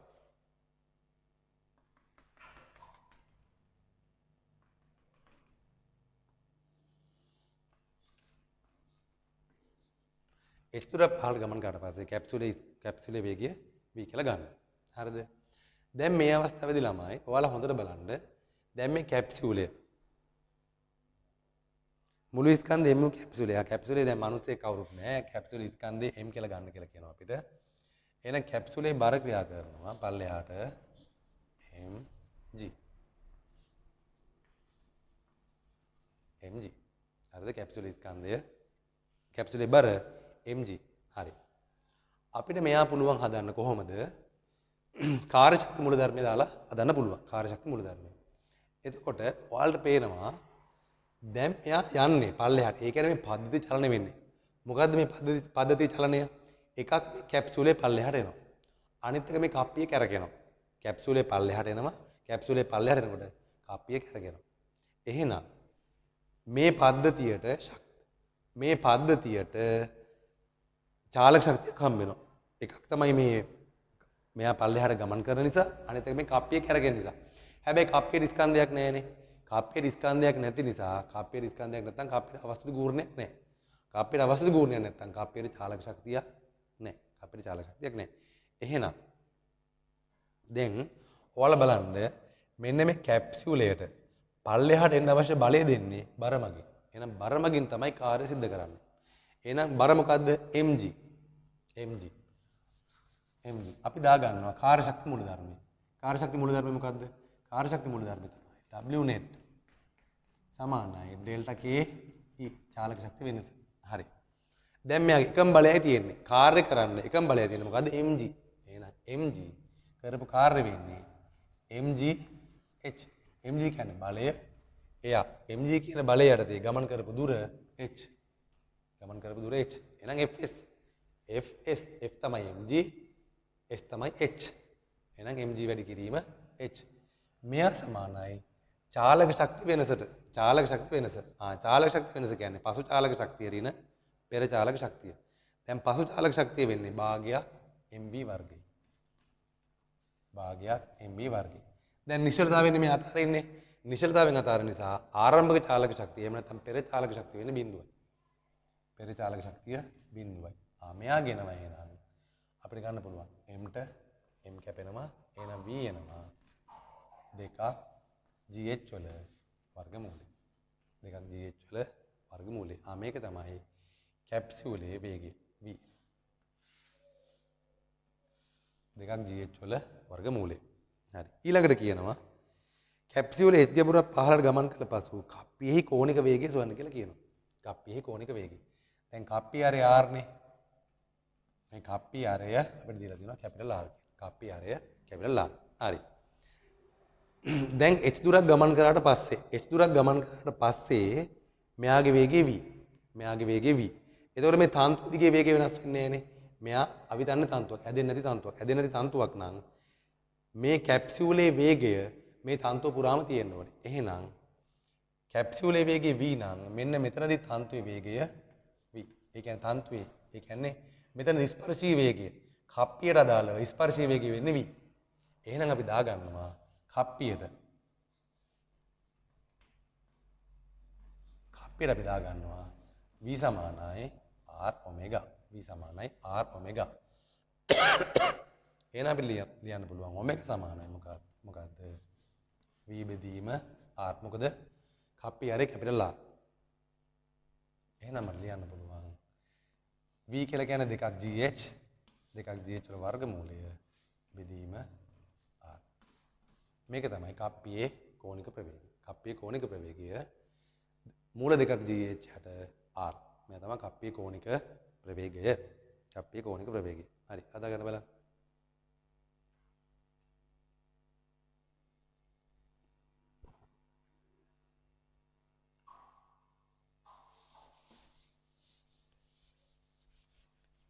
ඔයාලම වීඩියෝ එක පෝස්ට් කරලා ලියා ගන්න. හරි. ඊළඟට B කොටස. ඔය අපි කරේ A කොටස. ඊළඟට B කොටස. B කොටස කියනවා දැන් කප්පියේ ස්කන්ධේ M නොසලකා හැරිය නොහැකි නම්. කප්පියේ දැන් ස්කන්ධයක් තියෙනවා. මෙයා නොසලකා හරින්න බෑ. කප්පියේ ස්කන්ධේ M. කප්පියේ ස්කන්ධේ M. නොසලකා හැරිය නොහැකි නම් භ්‍රමණයේ අක්ෂය වටා කප්පියේ අවස්ථිත ගුණයේ භාගයක් mr වර්ගය නම් ඝර්ෂණ බල නොසලකා A වල 1 සහ A වල 2 කොටස් වලට නැවත පිළිතුර සපයන. A වල 1 කොටස. A වල 1 කොටස යන්නේ මොකද්ද? මෙන්න මෙයාගේ කැප්සියුලේ වේගය. කැප්සියුලේ වේගය. දැන් මෙතනදී ළමයි අපි හිතමු කැප්සියුලේ h දුරක් පැටුණාට පස්සේ කැප්සියුලේ වේගය v කියලා හිතමු. කැප්සියුලේ වේගය v. දැන් එතකොට දැන් මේ අවස්ථාවේදී නම් මොකද වෙන්නේ? මෙන්න මෙයා වැටෙනකොට කරන කාර්යය දැන් අපි කිව්වනේ කාර්ය ශක්ති මූලධර්මය මොකද්ද කියන්නේ? කරන සඵල කාර්ය සමාන වෙනවා. මොකටද? පද්ධතියේ චාලක ශක්ති වෙනසට. හරිද? පද්ධතියේ චාලක ශක්ති වෙනසට. එහෙනම් අපිට ගන්න පුළුවන් W net සමානයි ඩෙල්ටා KE. W net කියලා කියන්නේ මොකද්ද? සඵල කාර්ය සමාන වෙනවා පද්ධතියේ චාලක ශක්ති වෙනසට. මෙයා මත කාර්ය කරන එකම බලයනේ. කවුද? mg. මේ mg නිසා mg විතරයි පද්ධතිය මත කාර්ය කරන්නේ. එහෙනම් අපිට ගන්න පුළුවන් W net කියලා කියන්නේ අර විදිහටම දැන් මෙයාගේ බර mg වැඩි කිරීම h සමානයි චාලක ශක්ති වෙනසට. අන්න චාලක ශක්ති වෙනසට. දැන් පස්සේ මේ අවස්ථාවේදී චාලක ශක්ති වර්ග දෙකක් තියෙනවා. මොනවාද? එකක් තමයි මෙයා වැටෙන නිසා මෙයාට චාලක ශක්තියක් තියෙනවා. ඊළඟට දැන් මේ කප්පිය ස්කන්ධය නොසලකා හරින්න බෑ. එහෙනම් කප්පිය කැරකෙනවා. කප්පිය කැරකෙන නිසා කප්පියට තියෙන මොකද්ද? භ්‍රමණ චාලක ශක්තිය. කප්පියට තියෙනවා භ්‍රමණ චාලක ශක්තිය. එහෙනම් පසු චාලක ශක්තිය දෙනවා. මෙයාගේ චාලක ශක්තිය ධන, මෙයාගේ භ්‍රමණ චාලක ශක්තිය. දැන් මෙයාගේ චාලක ශක්තිය වෙන්නේ භාගයක් MB වර්ගය ධන මෙයාගේ භ්‍රමණ චාලක ශක්තිය වෙන්නේ භාගයක් I ඔමෙගා වර්ගය. භාගයක් ඔමෙගා වර්ගය. මෙයා තමයි පද්ධතියේ පසු චාලක ශක්තිය. ඊට පස්සේ පද්ධතියේ පෙර චාලක ශක්තිය වෙන්නේ දැන් මේ දෙන්නම මෙයා තමයි පෙර අවස්ථාවේ දෙන්නම නිශ්චලයි. එහෙනම් පෙර චාලක ශක්තිය බිඳුවයි.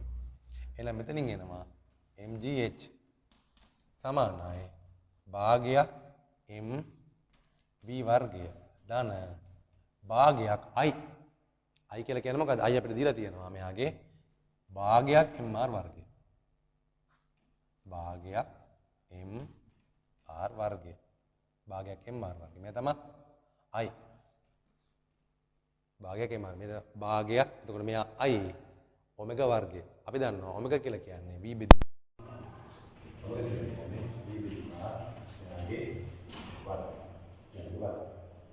Padahal habis kan dengan simple ini, habiskan simple dengan bahagia emal. Bila kita lakukan dan kita bahagia, ini bahagia dan kita bahagia dan kita R bahagia saya apa kita siapa kita beri. Yang itu ni, ini bahagia. Abi hatre kone karna dan dengan bahagia. Ini kan hatre kai, hatre pura karena hatre MG sama. Ini hatre pura kita M bahagia dan MG bar kita MG bahagia, MG bahagia. Yang itu yang diukur kalau di sama naik antara MGH beli dekat M dan M ya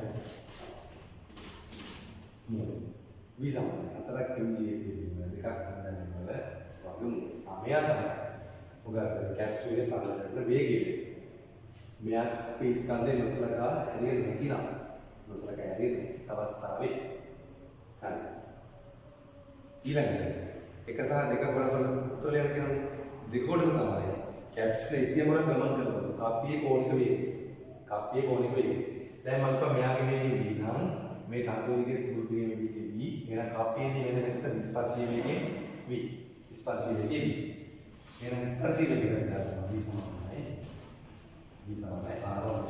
r1 එහෙනම් මොකද කියන්නේ මෙතන ත්‍යාගලගේ කප්පිය capital R එහෙනම් V විදිහට එහෙනම් මොන කියන්නේ V අපි හොයාගන්න මේක එහෙනම් ඉක්කට වතා ආදලා MGH බෙදී විකාශ කරන තමයි අද මෙයා තමයි කප්පියේ කෝණික ප්‍රවේගය.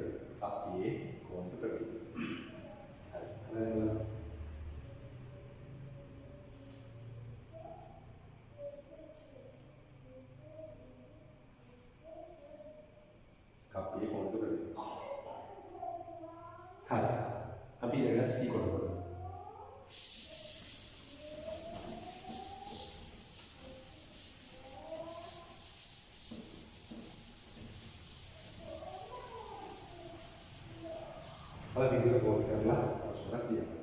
හරි. ඊළඟට C.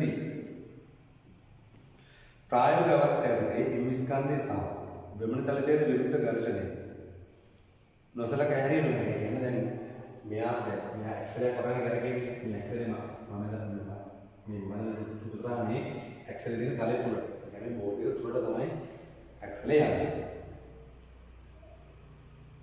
ප්‍රායෝගික අවස්ථාවේදී M ස්කන්ධය සහ භ්‍රමණ තලයට විරුද්ධ ඝර්ෂණය M ස්කන්ධය සහ භ්‍රමණ තලයට විරුද්ධ ඝර්ෂණය නොසලකා හැරීම නෙවෙයි. ඝර්ෂණය මගින් භ්‍රමණ තලයට විරුද්ධව tau f ඝර්ෂණ ව්‍යාවර්ත ඇති කරන්නේ ප්‍රකටණය කරන්නේ. කප්පිය රේඩියන තීකා නෝඩ් කෝණයකින් භ්‍රමණය වූ පසු ඝර්ෂණ ව්‍යාවර්තයට විරුද්ධව කරන ලද කාර්ය කොහොමද? එතකොට අපිට ගන්න පුළුවන් දැන් මේ කැප්සියුල් එක මෙහෙට පල්ලෙහාට වැටෙනවා. පල්ලෙහාට වැටෙන්නේ කැප්සියුල් එක පල්ලෙහාට එනකොට මෙයා කරගෙන මේ පැත්තට. ඒ කියන්නේ මෙයා කරගෙන ඉන්නේ මෙන්න මේ පැත්තට. කවුද මේ කප්පිය? කප්පිය මේ පැත්තට කරගෙන යනවා. දැන් ඝර්ෂණ ව්‍යාවර්තය අපි දන්නවා දැන් වේගී තත්ත්වයේදී නම් වස්තුවක් මේ දිශාවට යනවා. වස්තුවක් මේ පැත්තට යනකොට යන ගණිත වෙනවා. ඝර්ෂණ බලය කියන්නේ මේ ඝර්ෂණ බලය මේ පැත්තට යනවා. ඒක ඝර්ෂණ බලය කියන්නේ කොහොමද? චලිතයට විරුද්ධ. චලිතයට විරුද්ධ තමයි ඝර්ෂණ බලය ක්‍රියා කරන්නේ. අන්න ඒක තමයි භ්‍රමණ චලිතයේදී. දැන් භ්‍රමණ චලිතයේදී අපි ක්‍රියා කරන්නේ ඝර්ෂණ ව්‍යාවර්තය. ඝර්ෂණ ව්‍යාවර්තය. එතකොට භ්‍රමණ චලිතයේදී ඝර්ෂණ ව්‍යාවර්තය ක්‍රියා කරන වෙලෙදී මෙයා කරගෙන දිශාවට ප්‍රතිවිරුද්ධ දිශාව තමයි ඝර්ෂණ ව්‍යාවර්තය ක්‍රියාත්මක වෙන්නේ. එහෙනම් මෙයා මත ඝර්ෂණ මෙයා කරගෙන මේ පැත්තට යන ඝර්ෂණය tau f ක්‍රියාත්මක වෙන්නේ භ්‍රමණය පැත්තට ප්‍රතිවිරුද්ධ දිශාවට. හරි. එතකොට ඝර්ෂණ විරුද්ධව කරන ලද කාර්යය කොහොමද? C වල 1.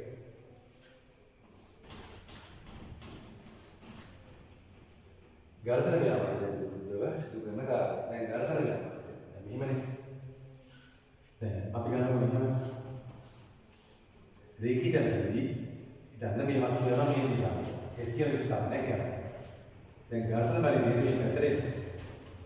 එහෙනම් මේ කාර්ය කියන්නේ කරන කාර්ය කියන්නේ ඍණ Fs. ඍණ අමතක කරනවා. ඝර්ෂණයට විරුද්ධව කරන කාර්ය. නැත්නම් ඝර්ෂණයට විරුද්ධව කරන කාර්ය Fs. ඝර්ෂණ විරුද්ධව කරන කාර්ය අපි යන නැත්නම් ඝර්ෂණ බලයෙන් කරන කාර්ය Fs. ඝර්ෂණ බලයෙන් කරන කාර්ය Fs. ඒ දෙන්න දිශා ප්‍රතිවිරුද්ධ වෙනවා තමයි ඍණ Fs එන්නේ. නැත්නම් ඝර්ෂණ බලයෙන් කරන කාර්ය ඍණ Fs. ඝර්ෂණ බලයෙන් කරන කාර්ය Fs. අර වගේම තමයි බලයෙන් කරනවා විස්තර. බලයෙන් කරනවා විස්තර. ඔය වගේ මෙයාගේ තේරෙනවා. මෙයාගේ තේරෙන්නේ ඝර්ෂණ ව්‍යාවර්තයම. ඝර්ෂණ ව්‍යාවර්තයම කියන කාර්යය කියන්නේ මොකක්ද? දැන් යාගේ ඍණේ එන්නේ මොකද ඍණේ එන්නේ? ඇයි? යාගේ කෝණික විස්තරය දෙන්නේ මේ පැත්තට. කෝණේ කරගෙන මේ පැත්තට. හැබැයි ඝර්ෂණ බලය තියෙන්නේ ඝර්ෂණ ව්‍යාවර්තයේ අනිත් පැත්තට. ඒකෝ මෙයාගේ අර වගේ කෝණික විස්තරය දිශාවයි. ඝර්ෂණ ව්‍යාවර්තය දිශාවයි. හරි. එහෙනම් මොකද? ඉතින් දැන් මෙතන ප්‍රශ්න නෑ නම් අවශ්‍ය රීමේ තාවලේ තා මොනවද කරන්නේ ඝර්ෂණ ව්‍යාවර්තය කරන කාර්ය ඝර්ෂණ ව්‍යාවර්තය කරන කාර්ය රීන තාවලේ තීටා නෝට්. හරි ඊළඟට දෙක මෙම තත්වයන්දී A1 සහ A2 කොටස් වලට විදුලි සපයන්න. හරිද? A1 සහ A2 කොටස් C1 දෙක කොටස්. එතකොට A වල එක කොටසේ ඇහුනේ මොකද්ද? A වල එක පළවෙනි කොටසේ ඇහුනේ මෙයාගේ වේගය. දැන් අපි ඒකට දානවා කාර්ය ශක්තිය මුදල්. කාර්ය ශක්තිය මුදල් කියන්නේ W net සමාන delta K E. W net සමානයි delta K E. ඒ කියන්නේ වස්තුවක් මත ක්‍රියා කරන සඵල කාර්යය වස්තුව මත ක්‍රියා කරන සඵල කාර්යය සමානයි. වස්තුවේ චාලක ශක්තිය වෙනස. අපි ගමු සඵල කාර්ය. දැන් මෙයා සඵල කාර්ය කරනවා. දැන් මෙයා ගන්න මෙන්න මෙයා මේ එන්ජිම සිදු කරන කාර්යය. එයා දන්නා ඇයි විස්ථාපන සිදු වෙන්නේ දිශාව බලයෙන් දිශාව තමයි. එහෙනම් එන්ජිම very image එන්ජිම 16 මෙයා ගත්තොත් දැන් මෙයාට ඝර්ෂණ ජාලයක් තියෙනවානේ. එතකොට මෙයාගේ කෝණික විස්ථාපනය මේ පැත්තට තියෙනවා. කෝණික විස්ථාපනය මේ පැත්තට තියෙනවා. කෝණික විස්ථාපනය මේ පැත්තට තියෙනවා. ඝර්ෂණ ජාලය දෙන අනිත් පැත්ත. එහෙනම් එයාගේ කරකාරය දී කාර්ය දී ring tau f theta no මෙයා සමාන වෙනවා. මෙයා තමයි සඵලකාරක. පද්ධතිය මත සිදු කරන සඵලකාරක. පද්ධතිය මත සිදු කරන සඵලකාරක කියන්නේ පද්ධතිය මත සිදු කරන සඵලකාරක සමාන වෙනවා. පද්ධතියේ චාලක ශක්තිය වෙනස.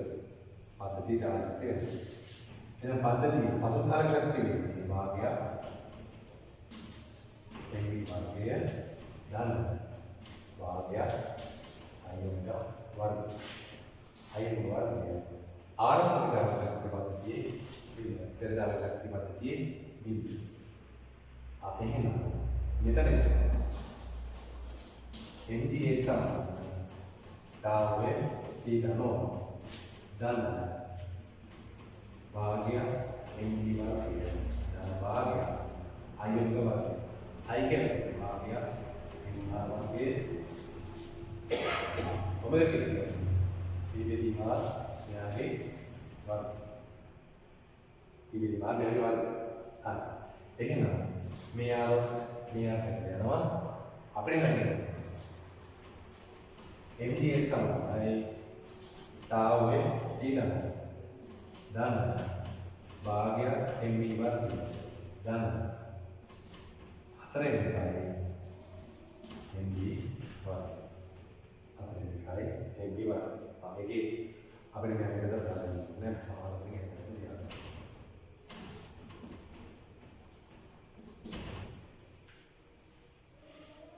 හරිද එහෙනම් අපි මෙයා හතරෙන් ගුණ කරගන්නවා හතරෙන් ගුණ කරගන්නවා හතරක් MGH tau f theta no සමාන මෙයාගේ v වර්ගයේ පිළිගන්න හතරෙන් ගුණ කරගත්තා නම් හතරෙන් ගුණ කරගන්න මත එනවා දෙකක් තියෙන්නේ ධන m ඔයාලගේ දෙකක් තියෙනවා m ආවා v වර්ගය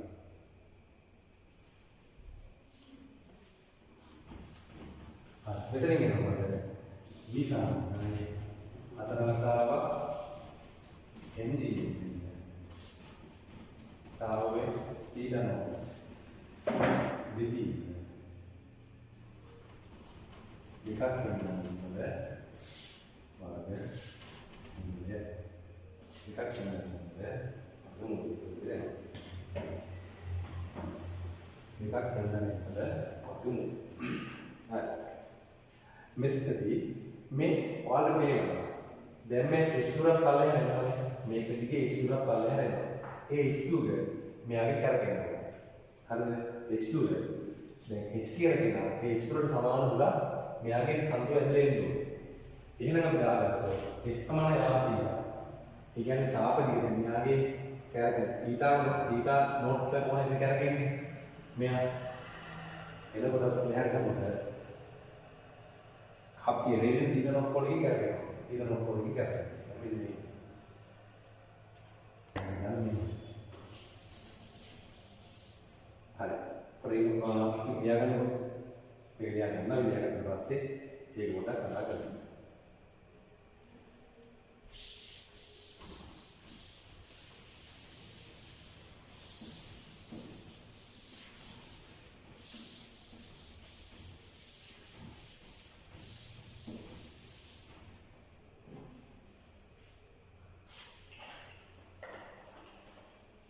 හරිද අපිට වේගය ආවේ කැප්සුලේ වේගය ආවේ මේ අවස්ථාවේදී අන්තර්ගතව MGH වෙන tau f theta no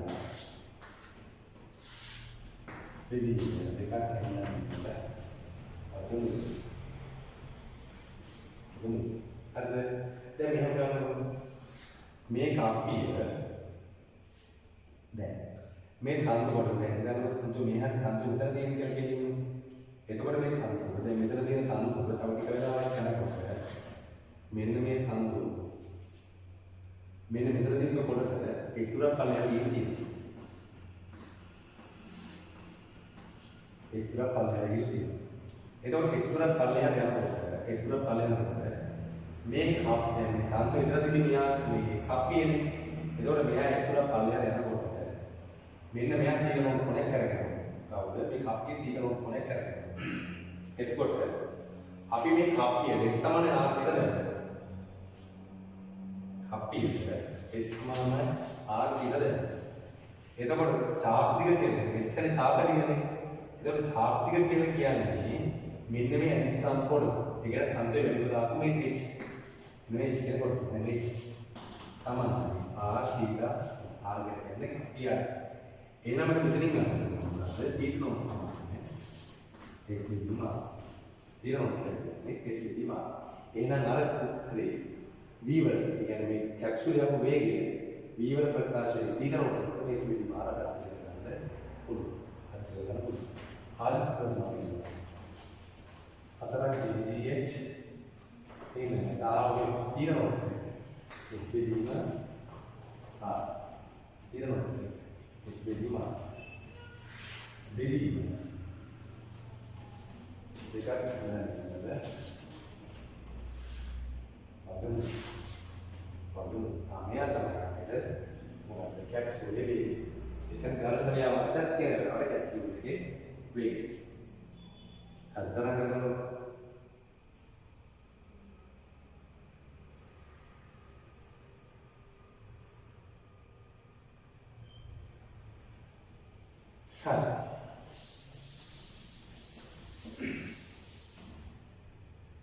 ඊළඟට අපිට ඊළඟ අහන්නේ ඒ වල කොටස ඒ වල කොටස. කියන්නේ C වල දෙක කොටසට දාලව ඒ වල කොටසටයි ඒ වල දෙක කොටසට පිටුලින් කියලා කියනවා. ඒතර මෙයාගේ උත්තරේ ගත්තේ ඒ වල කොටස. ඒතර ඒ වල දෙක කොටස අහන්නේ කෝණික ප්‍රවේගය. එන අපි දාගන්නවා. දැන් මේ කපිලි කියන වෙනස් නෑ නේද? මෙතන වේගය v නම් මෙතන කපියට දාලා ස්පර්ශී වේගයත් v. තම දිගේ එකම වේගය තියෙන නිසා. එහෙනම් අපි දාගන්නවා සමානයි. ආවුගා එහෙනම් දැන් අපිට කියන්නේ විදුලි මාර්ගනේ. විදුලි මාර්ග එහෙනම් කරා. ප්‍රකේන්නේ තෝතා වෙෆ් h විදුලි මාර්ග විදුලි දෙක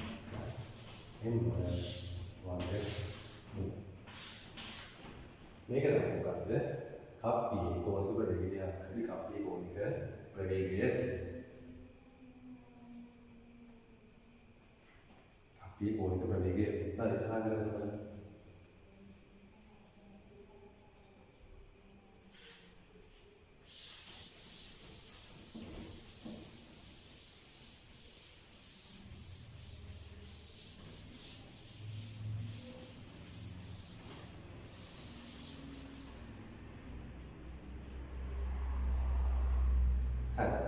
ඊළඟට වෙනවා 0.3 කොටස. 0.3 කොටස කියනවා H නෝඩ් ගැඹුරක් පහළ ගමන් කිරීමෙන් පසු කැප්සියුලය නලයේ පතුලට ළඟා වී නවතී. එනමුත් කප්පිය ඝර්ෂණ ව්‍යාවර්තනයට විරුද්ධව භ්‍රමණය වීමෙන් පවතී. කැප්සුලේ නැවතුන පසු තවදුරටත් කප්පිය පපවන මට ගණනක් එන් භ්‍රමණය වන්නේදයි ශක්ති සංස්කෘතික නිර්මාණයෙන් සොයන්න. හරි. දැන් ඒ කියන්නේ දැන් මේ දීප කප්පිය දැන් මේක කරගෙන දැන් මෙතන H නෝඩ් වල පල්ලෙහාට ඇවිල්ලා. හරිද? H නෝඩ් වල පල්ලෙහාට ඇවිල්ලා. මෙන්න මේ කැප්සියුල් එක. මේ කැප්සියුල් එක දුන්නා. කැප්සියුල් එක මේ පිටපොළ වලින් තියෙන්නේ. කැප්සියුල් එක පොළේ වල. මේ කැප්සියුල් එක පොළේ වැදුනට පස්සේ අපි දන්නවා දැන් මෙයා ඒකට මේ තන්තු දුරුනේ. ඒක තන්තු මගින් ආයෙ බලයක් දෙන්නේ නැහැ මේ කප්පි කරගෙන. කප්පි කරගෙන තන්තු මගින් කිසි බලයක් දෙන්නේ නැහැ. හැබැයි එන්නේ එහෙම කරනකොට මොකද වෙන්නේ? අපි දන්නවා මෙයා විල වැදිච්ච ගමන් මේ කප්පිය නතර වෙන්නේ නැහැ. කප්පිය තව යම්කිසි ගණනක් කරගෙන තමයි නතර වෙන්නේ. මොකද කප්පියේ ඝර්ෂණයක් දෙනවා. කප්පියේ ඝර්ෂණයක් දෙන්නේ නැත්නම් කප්පිය සදාකාලිකව කරකිනවා. හැබැයි මේක කියන ඝර්ෂණය අවස්ථාවක් ප්‍රායෝගික අවස්ථාවක්. සලකලා තියෙන්නේ. ඒතකොට මේ ප්‍රායෝගික අවස්ථාවේදී කප්පියේ චලනයට විරුද්ධව ඝර්ෂණ ව්‍යාපෘතිය ක්‍රියාත්මක වෙනවා. කප්පිය චලනයට විරුද්ධව ඝර්ෂණ ව්‍යාපෘතිය ක්‍රියාත්මක කරනවා. හරි. එතකොට අපේ අහනවා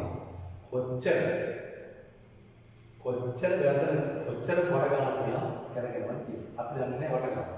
අපි හිතන්නේ දැන් මෙයාට ගන්න මොකද්ද මේ මෙයාට මේ සියලු තුන් ඉස්සර මෙයාට ගන්න W නේ සමානයි delta A දැන් මෙයා වැදුනට පස්සේ මෙයාට මුකුත්ම බල ක්‍රියාත්මක වෙන්නේ නැහැ. කියන්නේ තාන්ත්‍රික ආපතියක් නැහැ. එතකොට මෙයාට ක්‍රියාත්මක වෙන එකම මෙයාගේ කාර්ය වේගය මොකද්ද? අර ඝර්ෂණ ව්‍යාවර්ත තමයි. ඝර්ෂණ ව්‍යාවර්ත මේකක් තියෙන්නේ. ඝර්ෂණ ව්‍යාවර්ත මේකක් තියෙන්නේ. මෙයාගේ කෝණික විස්තරය මේකක් තියෙන්නේ. කරගෙන මේකක්. හරිද? කරගෙන මේකක්. හරි. අපි ගමු. එතකොට මෙයා ක්‍රියාත්මක. එතකොට ඝර්ෂණ ව්‍යාවර්තයේ මේක මෙයා මේකට. එතකොට ඍණ කාර්යයක් තමයි සිද්ධ වෙන්නේ. ඍණ කාර්යයක් සිද්ධ වෙන්නේ. හරි. එතකොට මෙතන සඵල කාර්යයේ මෙයා විතරනේ.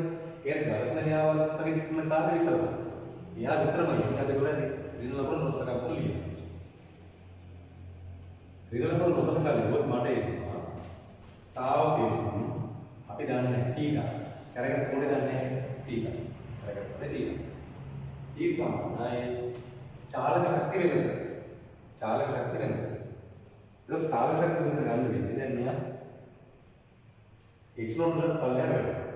අපි හිතමු මෙයා මේ වදින වේලාවේ මේ v0 හිතමු. මේක වදින වෙලාවේ ඔය v0. මේතර මෙයා වදින වෙලාවේ ඒතර මෙයාගේ වේගය මෙතනත් v0. මෙතන වේගය v0. අපි ඒ අවස්ථාවේ මෙයාගේ කෝණික ප්‍රවේගය ඔබට උත්තර ගන්න. කෝණික ප්‍රවේගය ඔබ ගන්නවා. ඒ කියන්නේ මෙයා වදින වෙලාවේ මෙයාගේ තිබ්බ කෝණික ප්‍රවේගය ඔබ ගන්නවා. හරිද? මේක විස්තර කරනකොට එමුදා.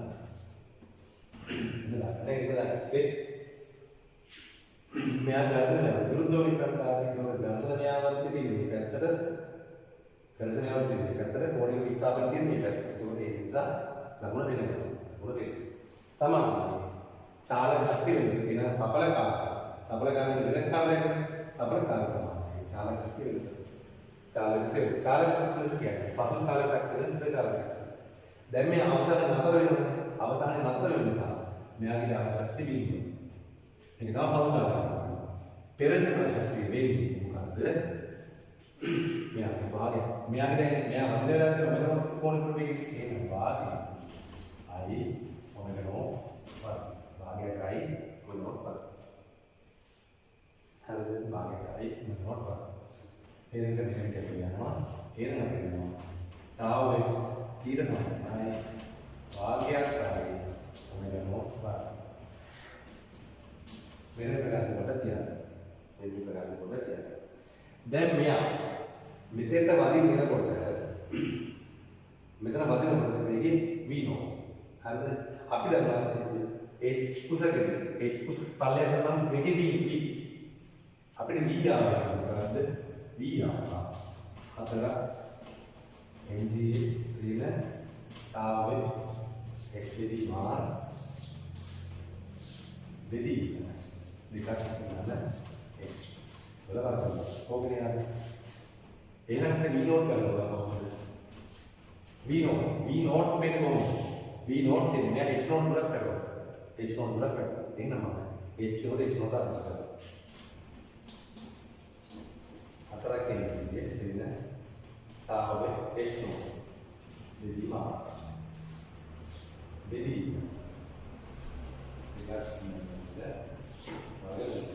මෙයා තමයි v0 එහෙනම් ඔමෙගා හොයාගන්න පුළුවන් නේ ඔමෙගා කියන්නේ මොකක්ද එක බෙදීම නැත්නම් v0 බෙදීම ඔමෙගා කියන්නේ v0 බෙදීම මේ එක බෙදීම v0 කියන්නේ මෙන්න මේ තාවේ h0 බෙදීම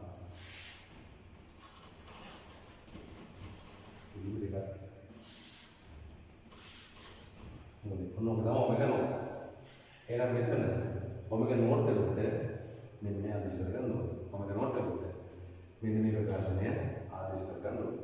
හරිද? හරි. ඔමෙගා කියන්නේ ඔමෙගා නෝට් කියන්නේ. ඔයාලා වීඩියෝ පෝස්ට් කරලා ලියා ගන්න හැදුවා මේ වගේ දෙයක් ඒකවල වීඩියෝ පෝස්ට් කරලා ලියා ගන්න මම මේක නවත්තන්නේ හරිද එහෙනම් අපේ තාම අපි දුන්නේ කෝණේ එනම් තීටා කෝණයක් කරගෙන නතර වෙන්නේ ඒතකොට තීටා කරගෙන අපි මට එන්න ගණන් කරපුවා මට එන්නවා දැන් මේ තීටා කෝණය ඇතුලේ මට එන්න ගණන් තියෙනවා එක වටයක තියෙන ගාන කොච්චරද එක වටයක තියෙන කෝණය 2π එක වටයක තියෙන කෝණය 2π වට එන ගාන තියෙන කෝණය 2π a 2π a සමානයි වාග්ය i කියලා කියන්නේ වාග්ය m r වාග්ය m r වැඩි කියන්නේ ඔමෙගා නෝට් වල වාග්ය ඔමෙගා නෝට් කියන්නේ නේද එහෙනම් නෑ වල කරන්නේ කියන්නේ වතා අදලා MGH එන තාවේ H නෝ නිදීම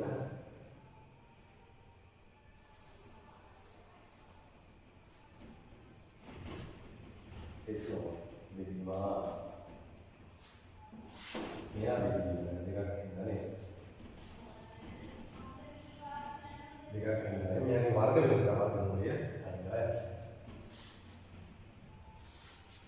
අරගෙන සමාන දෙයක් නැහැ. එහෙනම් මෙයාගේ මෙයා වර්ගයේ මෙයාගේ කැපෙන්නේ.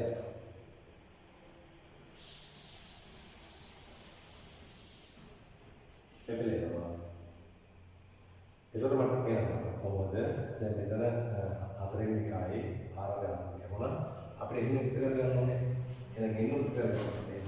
ඒ නිසා මෙතන තියෙනවා m බිඳුව මෙතන හතරෙන් එකයි මේ දෙකේ මාර්ක්ස් වෙනවා 8යි tau f 8යි tau f 5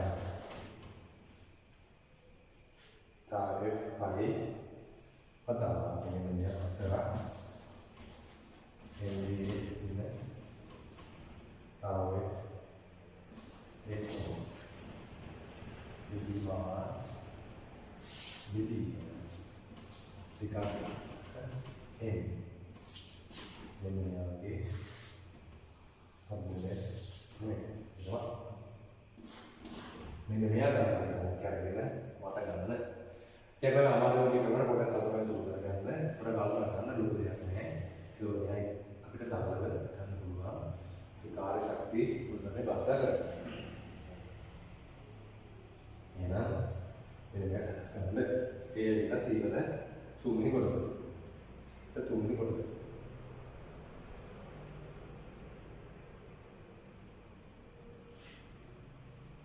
සීවල තුන්වෙනි කොටස. හරි.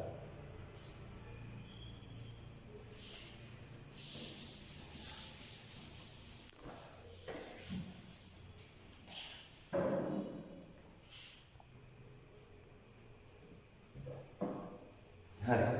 ඊළඟට D කොටස. D කොටස කියනවා කැප්සියුලේ නලයේ පතුලේ ඇදෙන්න. කැප්සියුලේ නලයේ පතුලේ ඇදෙන්න උද්ගලයේ කේන්ද්‍රයට ඇතුළු වේ. කැප්සියුල් ඉහළ දෙසෙමින් පවතින විට කප්පිය නියත කෝණිකමකින් බැමිණීම වීමට ලබන. කප්පිය මත යෙදී යුතු බාහිර ව්‍යාවර්තය tau e ගන්න. tau e සරකට කියනවා. හරි. දැන් මෙයාගේ කප්පිය තියෙන දැන් කප් දෙන්න.